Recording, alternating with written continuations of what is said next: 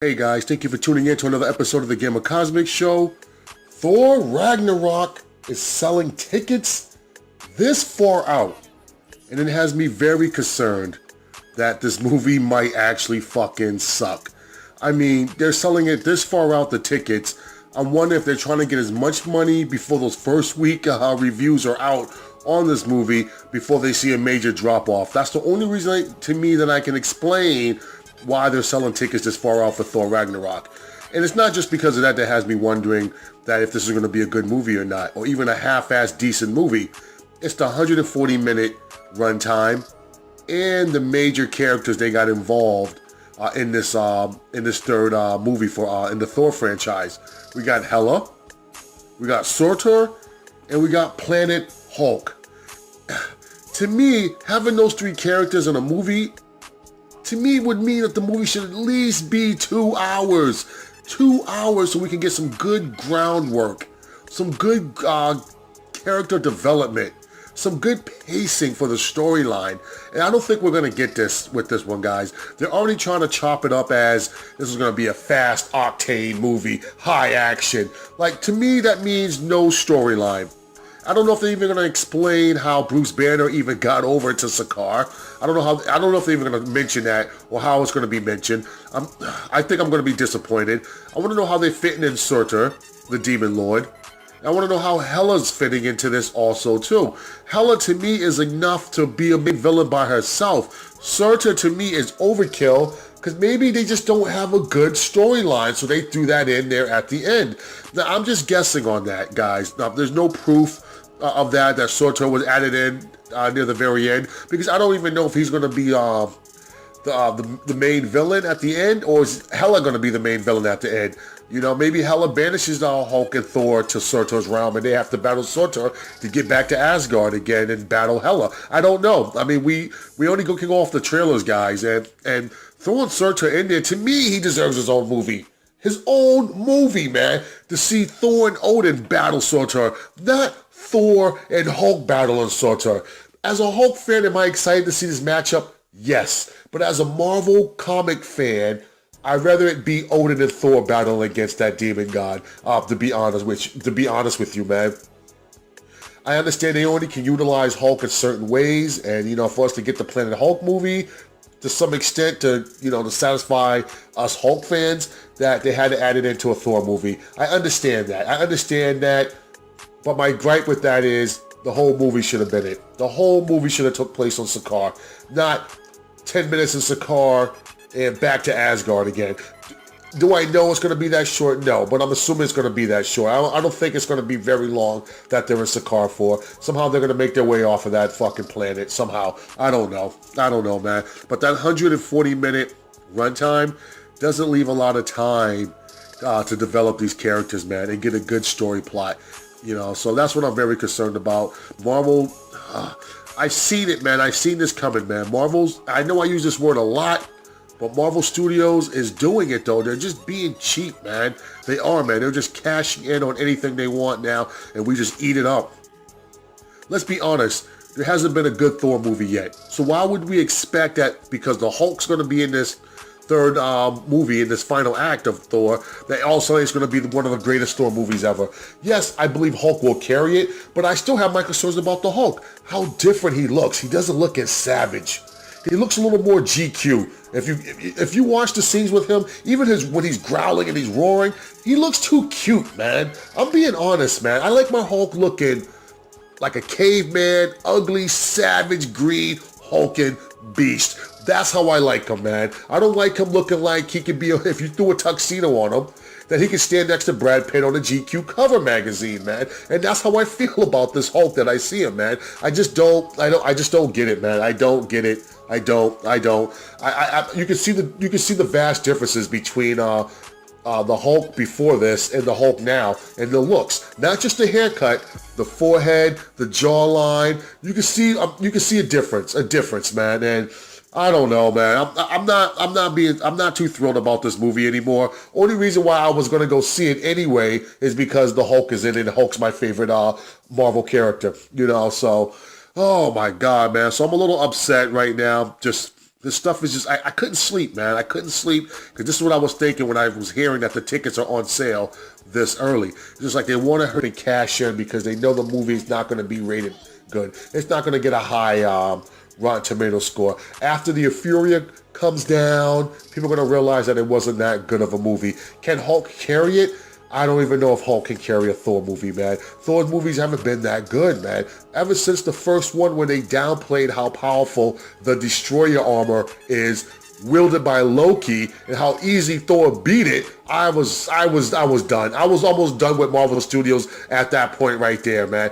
All the other 3 movies that came before that Thor movie were pretty decent. Even though the Edward Norton Incredible Hulk one, Hulk was barely knocking over Humvees, I was like, oh my God, what are they doing to these power levels? And then I seen Thor, and I'm just like, oh, fucking Marvel, man. Kevin fucking Feige, man. I hate Kevin Feige. I really do, guys. I don't like him. I don't like what he's doing with Marvel Studios right now. I don't like the creative direction he has going in right now. I'm starting to believe that I don't think Kevin Feige is even really a fucking Marvel fan, to be honest with you, man. I wonder how big his checks are, man. All right, but I'm still going to give Thor Ragnarok a chance, simply off of just to see the Hulk battle Surtur. Even though I believe Hulk's not worthy enough to battle Surtur, I think it should be Odin. I will still go see this just because the Hulk's going to be in it. I like to see him and Hela go at it. It's been a long time since I've seen on comic book pages. I believe it was Incredible Hulk issue 420. Oh, Jesus. Myth and mythology. Oh, Jesus. The one with the red, the Thor with the red beard, man. They went to Asgard and he had to battle, Professor Hulk had to battle Hela and his army of dead. So that was a good matchup right there. I did like that. I enjoyed reading it. Why can't I remember? I think it's either issue 420. I want to say it's issue 422. Yeah, Incredible Hulk 422. I believe that was the issue. All right, guys, moving on. JLO Dark casting. Yeah, man, I like who they casted so far, guys. They got Sophia Boutella. Let me know if I'm pronouncing that wrong. She's casted as Zatanna. We got David Tennant as Deadman. I'm going to be honest, I don't know too much about Deadman. And we got Colin Farrell as John Constantine. So the Justice League Dark movie, we haven't heard anything yet about what type of script they're working with, what direction they're actually going with this movie. Actually, I don't even know who's directing it, so I have to do my homework, guys, and find out what's going on with that. But I'm very intrigued by this lineup. And I like when that's one thing I like about DC. They are willing to do something different. As much as people hammer on how bad their movies are, which I think they're over-exaggerating how bad DC movies are, the fact that they're willing to do something different is why I'm sticking around and hope that the DCEU is successful in the long run. They gave us a Suicide Squad. No one expected that. That came out of left field. I really thought that DC and Warner Brothers were going to go the same route that Marvel went. Man of Steel, Batman, Wonder Woman, and then Justice League. I thought they were going to do the same format, but they threw me for a loop with the Man of Steel, the Batman vs. Superman, then Suicide Squad, and then Wonder Woman. So they have, honestly, man, they're doing something different, and I think we need to give them credit for that, for at least trying. But the Justice League Dark definitely had me interested in it. I want to see how this works. I'm going to be honest, I'm not sold on Colin Farrell. I haven't been a big fan of his in a long time. I'm just wondering, can he get that magic back? Can he get that bad boy magic back that he had when he first came into the scene in Hollywood, man? And people kind of fell for him. Just, he was a, actor who smoked cigarettes. He had that bad boy look. Let's see if he can, I'm hoping that he can pay some homage to this character, man, and do it some justice, man. All right, guys, man. Moving on to The Punisher. Yeah, for Netflix, man. Yeah. That shot that I'm seeing right there with the Punisher in the military gear, man. I'm liking that, man. I'm hoping with this Punisher series that we're also going to see how good he was, because we know that he was, in the comic books, he was a great marksman, man, in the military. So I'm hoping that we get to see that and see how he got his training and see how good he was. Hopefully they have him as in some type of special forces with the Marines. So I'm hoping to see that, man. So it lends more weight to the character when we get to see his training. I'm hoping that we get a couple episodes deep of some flashbacks of him wherever he was at, if that was somewhere in Desert Storm or Afghanistan. I'm just hoping to get that, man. Oh my God. Even if they want to sprinkle it out through the whole season, flashbacks of him back then, I'm okay with that too. But what I really want to see, and a lot of us want to see, is what made him want to be the Punisher. Like, they have to eventually show that, and I'm just wondering how graphic Netflix is going to get, and if that's going to be one of their most emotional moments of the Netflix series, because there's only been very few emotional moments out of any of the series, and I would believe that Daredevil season 1 had it with that hallway fight scene. I believe it was episode 5 where he goes through the hallway scene, he fights all those guys just to save that kid. And when he gets to that kid finally, he takes the mask off, let him know that, hey, I'm here to help you. I'm just like you. Like, that was a very, very touching moment. And I noticed that some of the newer shows that they put out on the Marvel Netflix, they've been missing that, that connection, that emotional connection. And I only got that out of that Daredevil episode. That's all I've gotten it out of. And a few moments, oh, you know what, I'm lying. One more moment, it also has to do with Daredevil, is Wilson Fisk and his wife. Her coming to terms with, she knows what he is. She knows who he is, but she still loved him. I thought the 2 best touching moments were in the Daredevil first season. So I'm hoping that we get more of that in this Punisher. It should turn to a point to where we feel for the Punisher, that we should have just no remorse for any of the people that he killed, because we understand what he went through.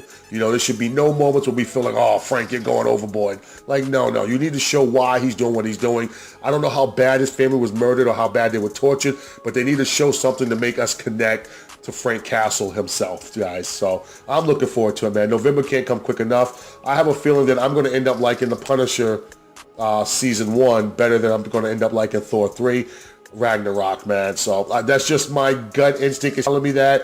I feel like I'm probably going to be happy once I see the Hulk on the screen, and then there's going to be those slow moments between Thor and Bruce Banner, and Thor trying to tell jokes, and I'm going to be fucking pissed. I'm probably going to get up and go take a piss and get more popcorn and come sit back down. I feel like Thor 3 is going to be that movie where you can get up and go to the concession stand, and you're probably not going to miss too much, to be honest with you, man. So we'll see what happens, guys. But hey, thank you guys for tuning in to me, guys, man. And my hearts once again goes out to those hurricane victims down there in Florida and Texas, man. As a nation, I hope we get through this, guys, man. All right, man. You guys take care, man. Peace.